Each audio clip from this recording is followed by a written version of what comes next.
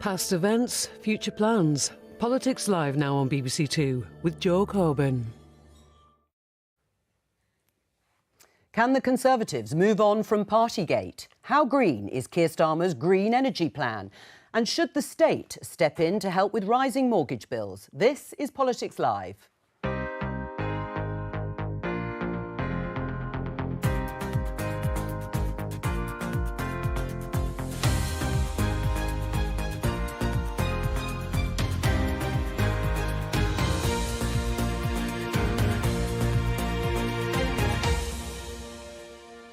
With me today, Conservative MP Matt Warman, Shadow Business Secretary Jonathan Reynolds, political reporter for The Sun Noah Hoffman, and the host of Politico's Westminster Insider podcast, Alva Ray. Today, MPs debate the report into Boris Johnson and Partygate. This is a matter for the House, not for the government, and that's why each and individual colleagues will make up their own mind when the time comes. We'll assess how damaging this has been for the Conservatives. Also today, a credible plan to manage the change, to protect good jobs, create good jobs, no cliff edges. Keir Starmer says he's going to throw everything at going green, but he also says we're going to need oil and gas for decades. Which is it? And as mortgage costs continue to rise, should the government step in? The worst thing to do would be to spend money in order to provide a short-term relief.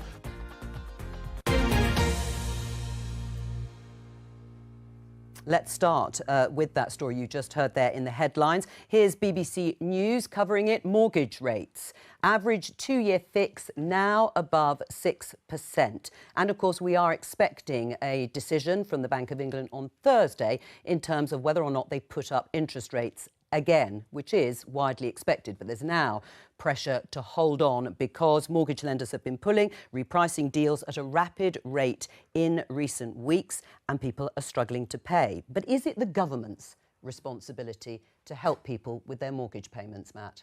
Well, I think it's the government's responsibility to provide an economic picture that means people can pay their mortgages. That's not the same thing as saying that there should be some sort of cash payment to help people as mortgage costs have gone up. What the most important thing has to be is to get inflation under control, because that's what will be putting more money into people's pockets, on top of what is a huge package to help people with the cost of living, whether it's around energy prices or a whole host of other issues. Right, but it's not their responsibility, the government's, to actually pay or have a scheme to help people, even if they're having to find hundreds of pounds. I think for the government to subsidise mortgage costs would simply be saving up a cost that would come back to bite us later. Do you agree? Is it the government's role? So, to state the uncomfortable truth, when the Bank of England puts up interest rates like this, it is designed to take money out of the economy. So it's very, very painful, but it is designed to do that. What we should be interested in and focused on as politicians is why are people and why is this country so exposed to inflation? That's everything from our energy policy, which has left us particularly exposed, but crucially in this case,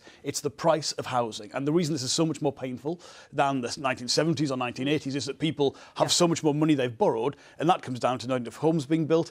And that's why I think the government's complete retreat from building homes, No, I understand your wider that's point. the problem. But this is what it means. We don't get enough of this, I think, sometimes. So should the government step? Would a Labour government step in to pay people's mortgages? Yes. No, you can't do that, because it would be, you'd have the Bank of England and the government completely fighting against each other, trying to do the same thing. So that's not the way. But we've got to care about what this means for people, because it's incredibly difficult. Now, when people, what does that mean? It means the fact that people have to borrow so much money for a home which, in real terms, would have cost them a fraction of the multiple of their earnings in the 1970s or 1980s. The fact you're paying so much more today in cash terms above what you earn, that hasn't kept kilter with inflation, is the real source of pain. But it comes down to not enough homes, real restrictions that have prevented that from happening, and frankly a government which is going in the wrong direction on that. What do you think, Noah? Is it the government's responsibility?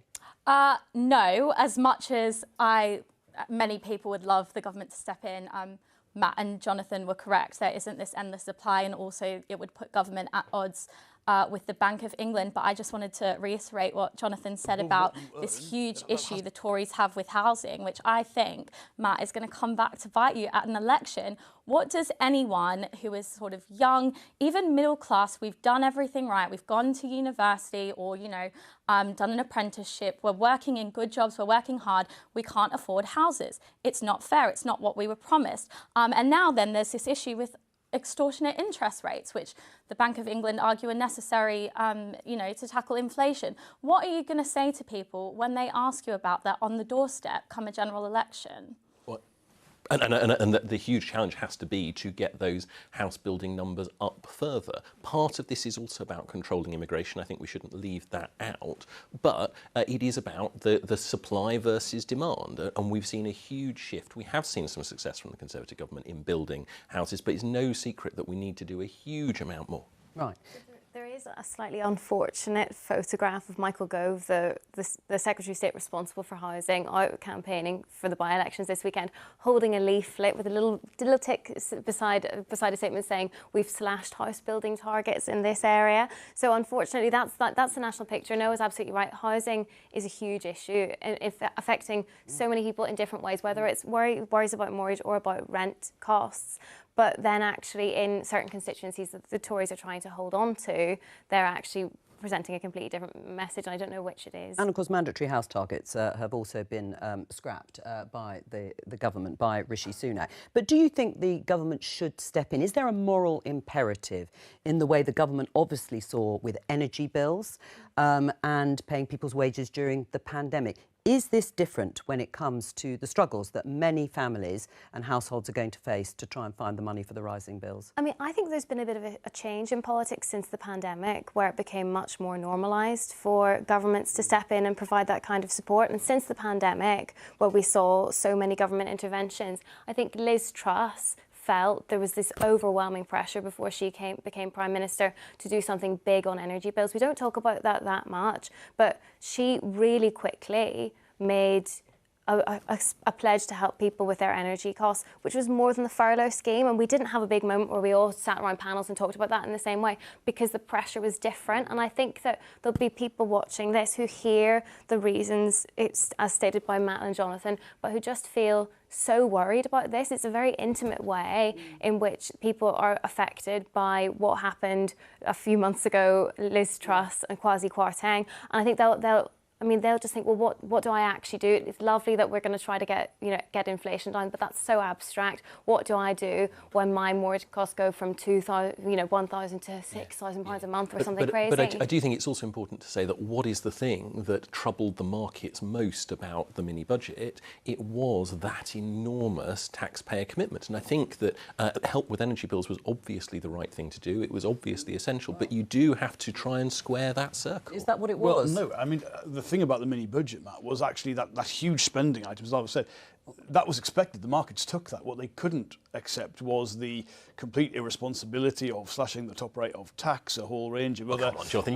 you know that made no difference whatsoever to the markets. It was the multi-billion pound No, I strongly disagree, that was around the energy price. How much was it worth? How much was it worth in the end, Jonathan? The whole of the... No, the idea of slashing the top rate of tax in cash terms, it was several billion. It was several billion, but I mean, let's be honest, we've never seen in any budget ever before a real terms increase in the cost of borrowing for the government, whilst the Chancellor's on his feet giving that statement. I mean, I was looking at my phone, the markets went crackers, the pound went down, and it just continued, and then obviously Kwasi made it worse by doubling down on it, but that was at the heart of it. That is the circle that government has to square. It's how do you balance the cost of helping people when we know helping people in the instance of mortgage interest would be the right thing to do? Well, another way of helping... and in this case, it's inflation. Well, another way of helping people, of course, in terms of tackling cost of living pressures would be to cut taxes, which is what the Conservatives keep saying they're going to do, and they're a low tax party, despite the fact that we have the highest tax burden in 70 years. The Sunday Telegraph, Jeremy Hunt, Chancellor instructs Whitehall bosses to find spending and job cuts at the moment. Are they affordable? Will they ever be affordable between now and the next election, a cut in tax? Well, the Chancellor's been very clear that that's what he wants to do. Obviously, there will be a budget coming up before the end of this year. Would you like to see it? Well, what I want to see is an affordable package, and what that has to mean is both putting more money into people's pockets, of course it does, but it also means making sure we've got the resources to fund the public services that people need. So that balance is something that I think will probably see a decision made much closer to the time than it is now. Because, for instance, we're also seeing government borrowing costs rise as interest rates rise. So there are lots of factors to take into account. The idea that we're going to sit here now and say, right, this is the plan rather than this is the aspiration is obviously daft. Let's have a look at this headline in the Financial Times, because this afternoon MPs will be gathering in the House of Commons to discuss the report, the damning report into Boris Johnson, who urges allies not to oppose damning report into his conduct. This is a headline from the weekend. It follows the release of the Privileges report, which concluded that Boris Johnson, the former Prime Minister, deliberately misled Parliament over lockdown parties. The report was published last Thursday, recommended that Boris Johnson be suspended from the Commons for 90 days if he'd remained an MP. He, of course, had already quit as an MP some days beforehand. It also recommends that Boris Johnson be denied a parliamentary pass, which he would normally be entitled to as an ex-MP, and that was because of his interventions and labelling the Privileges Committee a kangaroo court. How are you going to vote this afternoon, Matt? Well, I'd say two things if I can, and I'm conscious that what I'm going to say is that there is some tension between the two. The first is that, for me, Parliament needs to go back to the convention of saying we have delegated to the Privileges Committee the right to judge members of Parliament in this way. Parliament needs to accept that the Privileges Committee has that authority. I think you reject the complaints and the labelling of the committee by colleagues of yours. We as parliamentarians have set up a system that sets that up. If you're going to challenge the system, fair enough. I don't challenge that system. I think the system has to persist.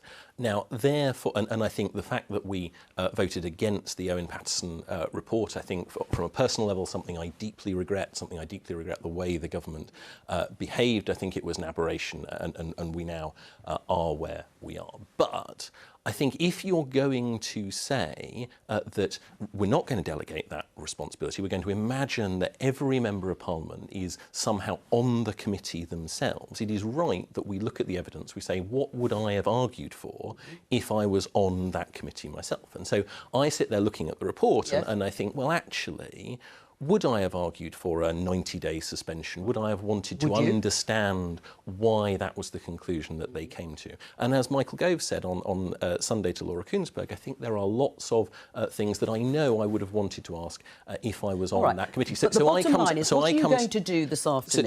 Are you going to back the report and the sanctions? So I come to the conclusion that there should be no vote this afternoon. Parliament should say, this is the responsibility of the Privileges Committee. We allow them to get on with it. But ultimately, just as I did with the Margaret Ferrier report subsequent to Owen Paterson, then I think abstaining is the right logical course if you don't agree with every single word, but you do accept the Privileges Committee. So do you broadly think the 90 days was too tough? Well, so I think that if I was on the committee, I would have asked the question of the chair, for instance, why is it you think that we're going to extend this repeatedly? But I come back to Parliament should be backing the principle of the Privileges Committee, which is more important than any one case. I know you're going to obviously be backing the report, but just before I get a fuller answer from you, no, it's interesting that Boris Johnson called off his allies not to oppose the report into his conduct. Is that because there just weren't enough people who were going to stand up for it? It would have been embarrassing today if it had gone to a vote.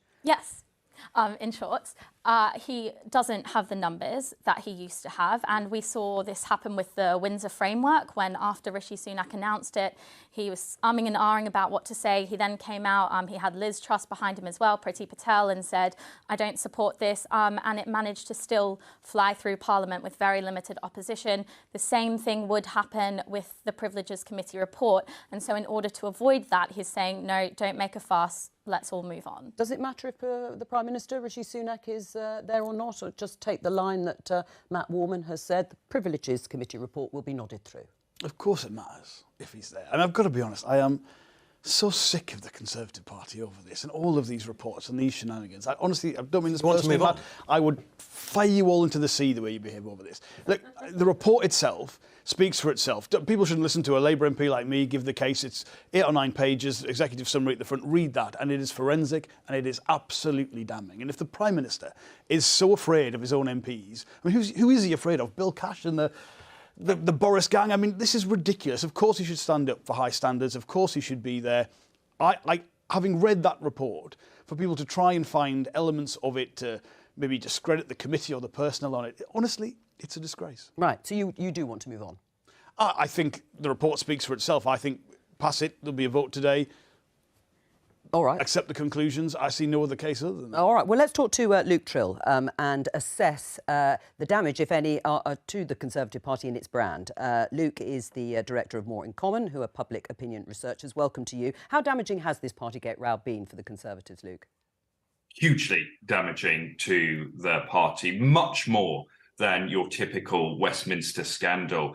And the reason for that is that during the pandemic, everyone has a story. They have a story of something that they missed, a wedding, a funeral, their children being able to sit exams. Everyone has a story of sacrifice. And when you contrast that with what's emerged over the course of the past couple of years, what was happening at the heart of government, fast forward right to the images that we saw this weekend from CCHQ, it really sticks in people's throat as one of the most egregious examples of one rule for them, another for us. So that's one reason it's so damaging. But the other reason is it's so damaging is the continuation of this story just makes people think that the Conservative Party are addicted to chaos. You know, they're much more interested in the discussion you were having just before about mortgages and just don't understand why this government can't move on and focus on the real issues which are affecting people, and instead is trapped in this loop of dealing with sort of internal psychodrama. Do you think they can move on from, to use that hackneyed phrase, do you think they can move on, improve their standing ahead of the general election? Well, there's no doubt some of the damage that has been done, you can't move on from. And when we chat to people in focus groups, they say, I'm sorry, for me, this was the final straw. But I think for others, there is an opportunity to move on. And I dare say that I think the Prime Minister is in danger of missing that moment today if he doesn't come and vote on the report. Because what we increasingly hear is Boris Johnson is gone off the stage, and yet he keeps making so much noise, and Rishi doesn't stand up to him. And it's starting to make the public feel like the Prime Minister isn't quite as strong as he needs to be in leading the country. So I think one big step to moving on would be the Prime Minister doing that. And then I think the second thing has then got to be moving beyond this drama and a relentless focus on improving people's everyday, giving an answer on the cost of living, the NHS, interest rates. That's really the Conservatives' only hope at this point. Luke, stay with us. Addicted to chaos, even if Boris Johnson exits stage left or right, for that matter, the chaos is still there. Well, I think what the government has to do is demonstrate that it is not talking about all of this stuff. It is getting on with addressing that cost of living crisis. And the trouble is the only way you can demonstrate that is by doing it, right? We have to provide people with the real evidence. And all of this talk around other issues but does infuriate people. Luke's absolutely right. But it also distracts from the opportunity to talk about the stuff that the government is doing, that hugely important programme in the run-up to the general election. The Conservative Party doesn't really appreciate what an electoral asset Rishi Sunak is on this. He actually polls better than the party at large. The party has been really damaged by Boris Johnson, but people do sort of think that Rishi Sunak is different to that. And that's one of, I'd say that's your sort of last hope in a way. And so it's genuinely perplexing to me that they aren't making more of this moment. I mean, being ruthlessly pragmatic, putting clearer blue water between Rishi Sunak and what's gone before. Instead, we've heard all this caution from Matt, from the Prime Minister himself. I don't think it makes sense in terms of the message that they're trying to land, that the Conservative Party isn't like this anymore. Well, if I can just put one counterpoint, the reality is that my inbox is full of people saying, please vote for the report, against it and abstain on it. So the idea that it is a sort of somehow a clear-cut issue where you can't take into account the range of entirely legitimate views, all of whom want us to tackle the cost of living crisis, I think is not going to fly. Except that the reality is that Labour overtook you at the point of Partygate and you've never recovered. That was the moment that damaged you. There's more, more things have happened since, but that was the moment. And how does the Tory party sort of say goodbye to that? Well, I think this is the moment, but they're not seizing it. Well, what makes it more difficult is what Luke referred to, which is this video. Let's show you part of it. It emerged at the weekend. It shows a party, clearly, at the Conservative Party headquarters. You can see staffers drinking and dancing. It was during the COVID pandemic. It was published by the Mirror in dates from December 2020 when London was in Tier 2 restrictions, and it's reported that the police are looking into this. What did you think when you saw that, Matt? It's horrific. It's inexcusable, and I think the fact that this was going on after the mayoral campaign wrapped up is absolutely appalling. We shouldn't, for a second, try and defend it. But what we should, I do think, say is that this is something that the government has apologised for. It will continue to apologise for. These are the actions of staffers rather than members of Parliament. But that's not the point. We have to say that this is an issue that is something that should never have happened. No, two of the people involved in that gathering have been awarded honours in Boris Johnson's resignation honours list, which came out a little while ago. The same day, in fact, he quit as an MP. And those two people, one of them got a peerage. Sean Bailey, a former Conservative candidate for London Mayor, and Ben Mallet, a Conservative Party aide, was awarded an OBE. Should they give those honours back? I think the public will be looking at that, and many of them will think, absolutely, you know, why was I watching a live stream of a funeral on Facebook when this was happening? But I think the whole honours system in general and the way that Boris Johnson has made use of it has really put into question the entire functioning of the House of Lords and the honours system. I think a lot of people are very upset that perhaps some people who have quite limited experience in politics are suddenly going to be life peers. I mean, where's mine? So it's in the post, no doubt. I mean, would Labour strip them of their either a peerage and or award in this case? Well, they should definitely be blocked. None of these resignation honours should go ahead. I don't know whether you can legally withdraw honours from people. I think you I've generally no idea. You could write, I think, to the relevant body, Jonathan, and ask for a forfeiture if you fancied it. Will you do that? Will Labour do that? I mean, I think clearly what we can see as being necessary here is the Prime Minister to say we're not going to have this entire process. Keir Starmer has already said himself he will not have a resignation on his list if he gets to be Prime Minister. It is, first of all, we knew this happened. We already knew this happened. But to see that video, it is genuinely galling. I mean, it really is, even though it's not telling you anything you didn't know beforehand. Exactly. To see the complete, I mean, to film it, to break the rules and then to film it. Yeah, and then not you say to you know, we knew to some extent. We've seen this kind of thing before. But your honour can be withdrawn, as I've said. There is a forfeiture system. So you're saying they should be taken off? I think none of these should go ahead, and resignation honours should not happen anymore. I mean, I think the way that Boris Johnson and Liz Truss actually as well have abused this system. I know usually Prime Ministers serve for a period of time and not the short kind of terms we've seen as, you know, different Prime Ministers every few months we had for a year. But this is absolutely galling. And I'll tell you the worst bit of it as well. Well, there's lots of worst bits to it. You know, I nominate my constituents for honours, for community service. I mean, and it really means something to them. It really does. And so I know some people say, why have any of this? Well, actually, when you can reward and acknowledge community, you know, activism or contribution, that is actually a really nice thing, I think, to have. But it is devalued, as is, you know, as Noah was saying, many of the Lords' appointments by completely frivolous appointments. Would you block it? I mean, you have the opportunity. I understand there is a process, and you, as an individual MP, could write and say, I think these should be blocked. Look, I think there is an important process of predecessors, of people respecting the predecessors' honours list. I think what's much more important here is if you are the recipient of an honour, you have to be able to hold your head high and say that I fundamentally have earned this. And I think that's a question that everyone should ask themselves when they get that letter in the post. And I think it is a matter for them, I mean, how do you think corrosive is this to the public, Alva?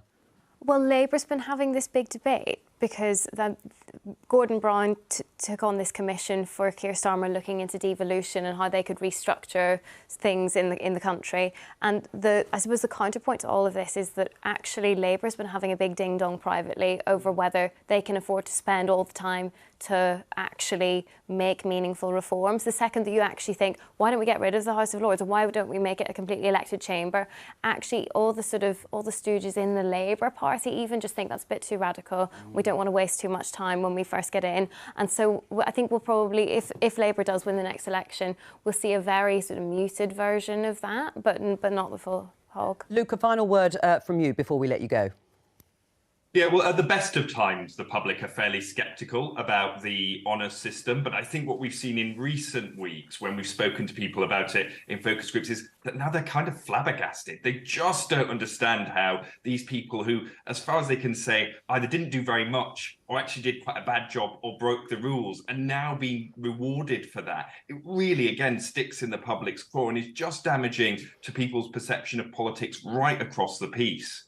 Luke Trill from More in Common, thank you very much. And just to let you know, as we have said before, you can now listen to Politics Live as a podcast, so you can catch up when you're on the bus or out walking the dog or whatever you do in the afternoon. Search Politics Live on BBC Sounds. You can even subscribe so you never miss an episode. Watching, of course, live is best of all. Let's talk about Labour's green pledges and commitment to make Britain a clean energy superpower and to cut bills, create jobs and provide energy security. Keir Starmer, the Labour leader, has been making a speech in Edinburgh. It follows a controversial announcement that Labour would not grant any oil and gas licences once they get to government. But it has caused something of a backlash with the unions. Earlier in an interview today on the BBC, Keir Starmer said this.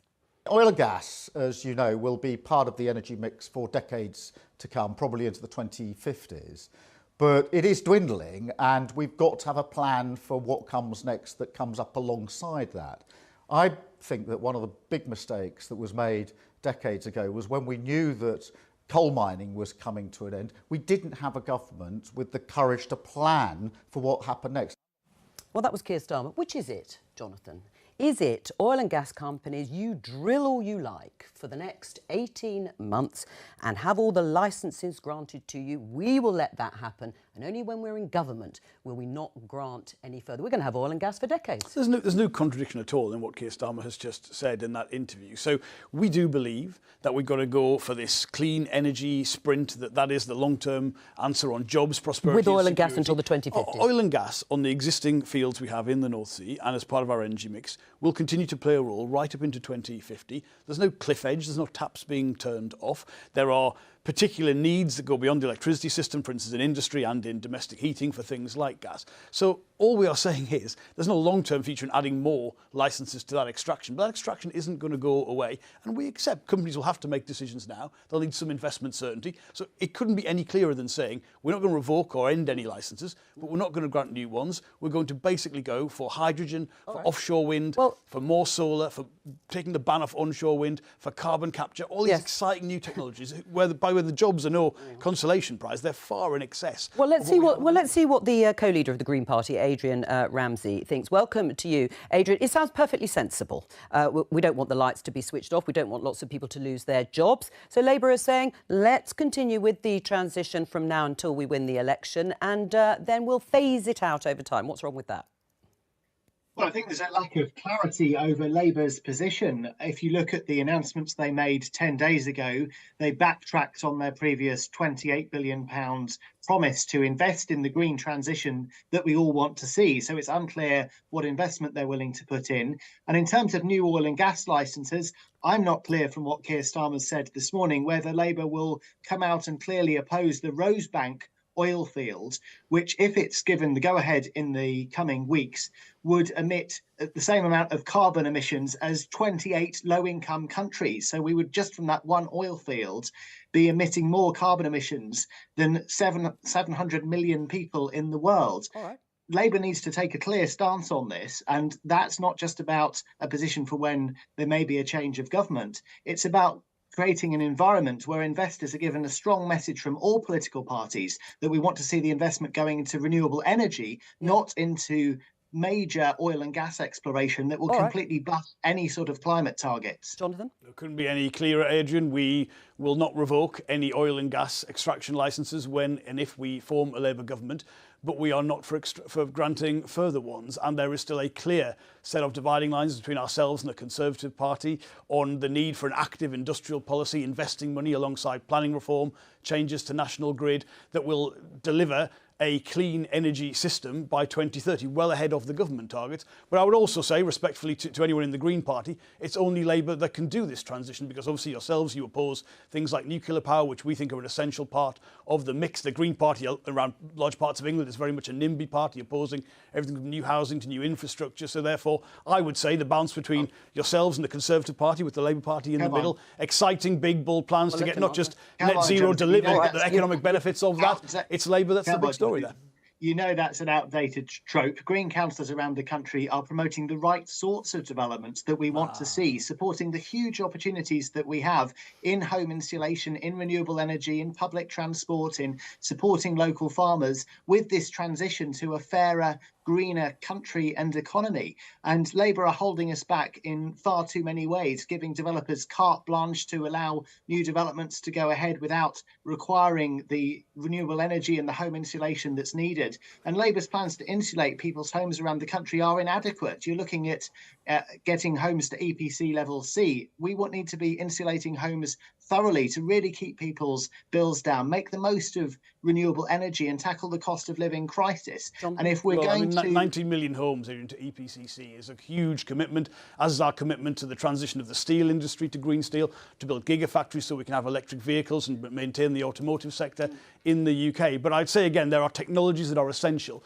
to the transition and to the economic benefits and national security being accrued to the UK. I think the Green Party's opposition to those technologies, particularly nuclear and small modular reactors, means that you cannot deliver that, whereas we've got a plan which is not just about net zero, it's about the economic benefits and national security being here in the UK, that I think is a compelling economic offer as well as the one on climate. Well, I'm picking up on that, Adrian, because Keir Starmer said very clearly in his speech that he didn't want to see a cliff edge. He compared it to the 1980s when under Margaret Thatcher's government all the coal mines were closed, or pretty well all of them, and it led arguably to the decimation of those communities. Isn't that what you're advocating now? Shut it all off now, and that will lead to a cliff edge economically.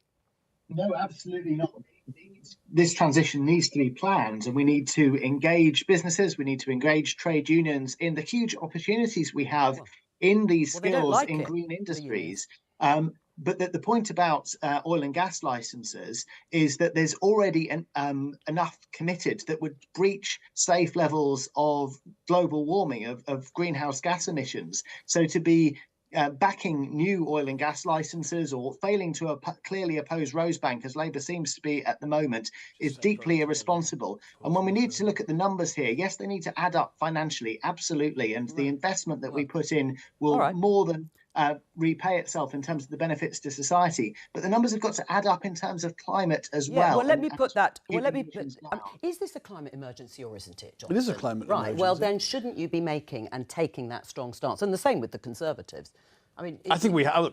Last time, a week ago, I was on these programmes. It was the other case being put to us that we were being too radical, too ambitious. So I'll take the position in the middle. Last week, no, we did. We had exactly the same policy. We have never said we will revoke oil and gas licences in the North Sea. We've said we will not grant new ones. It has always been that position, actually since January of this year when that was in the public domain. So I reject that entirely. And on the 28 billion, it is, I think, far better to judge any policy by what you get out of it rather than what you spend. You can't just come in on day one and hit that level of expenditure. We've laid out these plans, whether it is home insulation, green steel, gigafactories, the need to increase onshore wind, offshore wind, hydrogen. The details are all there and through it in the speech. Well, you back them. You back them. If you call it a change or rowing back or watering, but these are policies that you back. Obviously, phasing in a £28 billion investment and continuing with oil and gas licences that your government will grant. Absolutely. And then they'll change it. Well, no, I think that this is a perfectly sensible, middle-of-the-road approach that the government is taking and which shares some of the approach that Labour is taking. My problem is that Labour has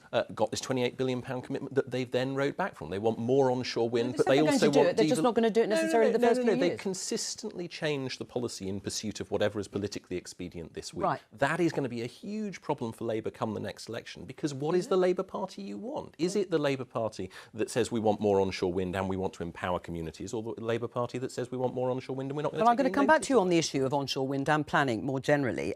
Middle of the road, a sort of solution or whatever, the phrase that Matt used, is middle of the road going to wash in terms of the climate?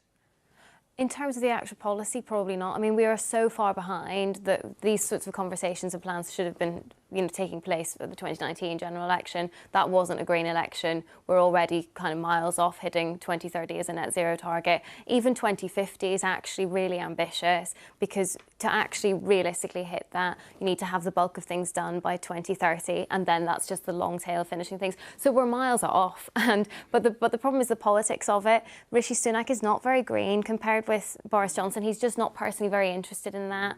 Labour are the only real opposition on that, and they're much more concerned with appearing economically credible than they are seeming radical and green. You know, they've made this speech today, but that's you're more comfortable, you know, actually quite happy to have a big sort of awkward U-turn. We're just being too economically credible. We can't spend that much. I think it's a real mistake, and you see this in a lot of the coverage of that decision, to posit economic responsibility as being opposed to ambition on climate or some kind of economic transformation. You only get one with the other, and the cost of government borrowing has gone up, certainly has been going up since particularly the Liz Truss brief government. So you've got to acknowledge that. But also, it's not just about, you can't just turn a tap on and hit that level of investment. That will build up over time, and clarifying that position. And of course, if the government did some of the things we want to do, we'd count that towards the expenditure as well. So just clarifying that position is not a U-turn away from the ambition on the policy. It's how you actually deliver it. Your readers behind green initiatives, the sorts of things that we're discussing here? So the goal of net zero is a good goal, and it's, you know, we are all very much aware of the fact that climate change is a real dangerous thing. We want a lovely, healthy, luscious green planet for our grandchildren. But we're not prepared to make the sacrifices. No, it cannot come at the cost of hard-up households who, at the moment's #1 priority is the cost of living crisis and issues like the mortgage rises. That is the main concern with Labour's policy. Well, Adrian, I'll come back to you. Adrian, would you respond there broadly to what Noah has just said, that it can't come at a cost for hard-pressed families and households? We absolutely need to have a complete focus on the cost of living crisis, and the huge rise in energy bills is one of the reasons for that, which is why we've been arguing for a nationwide programme to insulate people's homes, to keep bills down and create jobs, as well as tackling carbon emissions. And in terms of the wider economy, we need to create a fairer economy as well. One of the ways in which we need to pay for this transition to a fairer, greener economy is if we could increase taxes on the very wealthiest 1%, even just a 1% wealth tax on the richest 1%, could create tens of billions a year that we could invest in these changes. And it's also an anti-inflationary measure as well to bring about a fairer society. What does everyone think of a wealth tax then? I'm going to say, first of all, the cost of living crisis has been predominantly caused by energy costs, particularly not just to heat your home, but also for food costs and what that has meant. That is because of our exposure to fossil fuels, and we will never get past the risk of these crises till we reduce that exposure. And our plan today is fundamentally about never being in this position again, where we're not in a position where some event happens, in this case the horrible events that led to Russia's invasion, the illegal invasion of Ukraine. Yes. We never want to be in that position again, but we will always be at risk unless we fundamentally reduce that exposure. And just on the Clean Power Plan, our target for 2030, that honestly, in terms of ambition, is at the outer edge of what is possible, but that's why it's a stretching target. The government's is 5 years after ours, but doesn't really matter what their target is because they're nowhere near to hitting it. They've got none of the tools in place to do it. If you look at what the government has actually delivered, we've delivered a faster decarbonisation programme than almost any other country in the world, and we've coupled it until this point, or recently, relatively speaking. And we've coupled it with huge economic growth around the jobs that go into that greener economy, whether it's on the banks of the Humber, building some of the wind turbines that are now off the east coast and elsewhere. So there's a lot of work that has gone on. Yes, but there's been mixed messaging. I mean, there have been a lot of conservative. There've been a lot of Conservative prime ministers, of course, so it's quite hard to keep up. But, you know, Boris Johnson, I think, promised to drop the ban on onshore wind development. Rishi Sunak, well, it's still in place, isn't it? So that's not being developed because, as I think it was Alva said, Rishi Sunak's not as green, is he, as Boris Johnson. And on planning, Boris Johnson had to drop the planning bill and legislation because of opposition from MPs like you. Well, not MPs like me, but MPs of my party, that is true. Yes. I mean, I do, to some extent, take issue with Alpha's point. I think the Prime Minister sees both the necessity of that transition and also the huge economic opportunity that it provides for the UK. So I think it's important to restate the Prime Minister's green credentials, but it is also right to say that we have to have a housing policy that builds the right number of houses in the right places. Or just not enough of them. Well, exactly. We do need to build more. No one disputes that. Adrian Ramsey from the Green Party, thank you very much for joining us. Let's just have a listen to this. Former Prime Minister David Cameron giving evidence at the COVID inquiry. The inquiry has received witness statements from Jeremy Hunt, who was the Secretary of State for Health and then Health and Social Care from 2012 to 2018. Were you aware that during the time that you were in power, Mr Hunt laboured considerable concerns about the structural problems within NHS capacity and the workforce and funding, as he has set out in his witness statement. I've read his witness statement. He was a very capable health secretary. I worked with him extremely closely. Of course, he was always batting for the NHS and for all the extra resources he could get. These decisions were arrived at collectively. I agree with a lot of what's in his witness statement, where he says there's more that could be done, for instance, for future workforce planning. But I will absolutely defend the record of the government in both getting control of the finances and increasing funding for the health service at the same time. Well, let's get reaction from the panel to that. I mean, the accusation is that the period of austerity from 2010 to 2015 left this country more exposed than it should have been. One of the examples was running the National Health Service at such a high capacity that it couldn't cope in the event of a pandemic like the one we've had.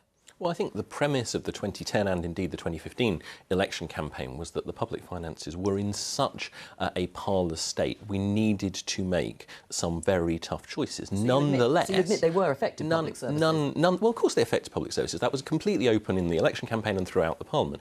What is important to say, though, is the thing that was protected absolutely throughout that process was the health service. And so I think we have to say that the austerity necessitated some immensely difficult choices. It's easy to look back with hindsight and say, well, maybe I would have done that rather than the other. I think the key point, though, is to say that they were difficult choices made knowingly and that they were protecting the health service above all other public services. I mean, hindsight is a wonderful thing in this case.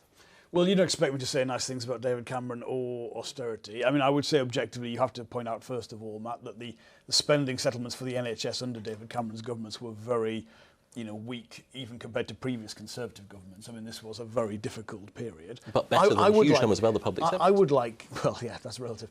I would like this inquiry genuinely to give us something that we feel we will be better prepared for future pandemics, future events. And I think you do have to look particularly at the drastic cuts to local government and how that pushed more need into the health service, what that meant in terms of the capacity to absorb crisis when the workforce and the beds issue was so strained at the time. That would be genuinely useful. David Cameron's reputation is what it is and it's not very good, so that's not going to affect it. But let's try and learn some real lessons. And this was a period. There were political choices here. Corporation tax was reduced very significantly during that period alongside these very limited spending cuts. You reversed that as a Conservative Party, I know, but these were choices. Let's look at them objectively and try and learn something from this. Are your readers interested in seeing a former Prime Minister like David Cameron answer questions about policies that they undertook during that period of 2010 to 2015 to see if we were prepared enough for COVID pandemic?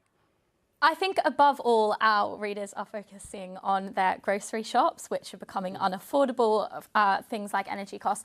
But I think everyone appreciates that we need to learn the lessons. We need to know where government went wrong and right in terms of preparedness. Now, clearly, Labour did leave the country with a lot of debt that needed tackling. But then there's also this issue of priorities and were cuts made in the right places. And it is, I think, a bit of a scandal that the country wasn't as prepared as it could have been for a catastrophe like this. It was very unprecedented, but an issue, pandemic's not an unheard of event altogether, and there should have been more preparations in place. Will we be better prepared next time?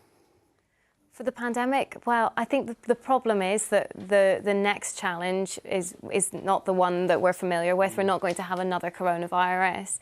Is it going to be a flu pandemic the way people were expecting? Is it going to be something completely different? It's preparing for the next thing. Is the challenge AI? It's these things that are on the periphery of government consciousness that actually prime ministers need to keep an eye on, even though it doesn't really affect their electoral prospect. It's such long-term planning, which we know government is quite bad at. That's the real challenge. Right, and I mean, that is something that you may have to deal with if you win the next election. Will you make those decisions ahead of time? Well, I think, first of all, you learn from things in British history, and this is what this process should do. I mean, all parliamentarians should seek to do so. I think if you compare for instance, the resilience of the country when the global financial crisis hit compared to the energy crisis that we have had and the pandemic. I do think Labour's record is much more robust in terms of the health of the public realm, the health of public services, than the Conservative parties. But it's, this is all with retrospect and hindsight. What matters is the future and taking that seriously. The storage of PPE, all of this needs to be done better. We're out. I have to say goodbye from all of us here. Thank you.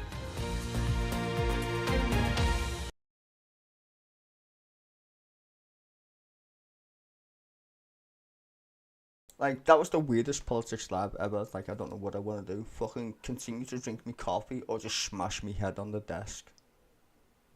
State the fucking obvious. Can we just get rid of the fucking Tories? Like, every fucking day, I have to put up with these fucking clowns. You literally couldn't run a piss up in a fucking brewery. And then people are like, oh, well, I don't know. Maybe Labour are worse than the Tories. Fucking really? Are they? Considering you haven't been in power for 13 years, you fucking gobshites. I don't think it can get any worse, mate. The government's fucking shite. The country's fucking turned into fucking... I don't know. What's worse than Britain? I'm just trying to think of like a Warhammer 40k fucking world. Like, fucking... Oh, Jesus Christ. Let me think. No, there isn't one. Fuck this. Where's the Emperor of Man when you fucking need him? We're run by the fucking Inquisition and a cult of Tory. Fuck my fucking life. Honestly, don't read the Warhammer 40k ever in your life, because you'll soon find out we fucking live in that universe. And we're run by a bunch of fucking clowns. Plus, if you take mushrooms, it gets worse, because it begins to be like fucking Hitchhiker's Guide to the fucking Galaxy kind of crack shit. Oh my god, what the fuck? Why do I stream this bullshit? Don't know. Don't even want to fucking listen to it anymore. Just makes me want to fucking get angry. As you can tell. Fuck it anyway, I'll be back tomorrow. Fuck this shit. And fuck the Tories. And fuck SNP as well. You're all fucking crackheads. The lot of yous. You got a bunch of xenophobic rats running around the fucking place. Half of them should be fucking hung for traitors. Yes, SNP. Traitors to the crown. That's you. And the Tories... they should be fucking hung for being incompetent to the fucking crown. Both of you are fucking traitors.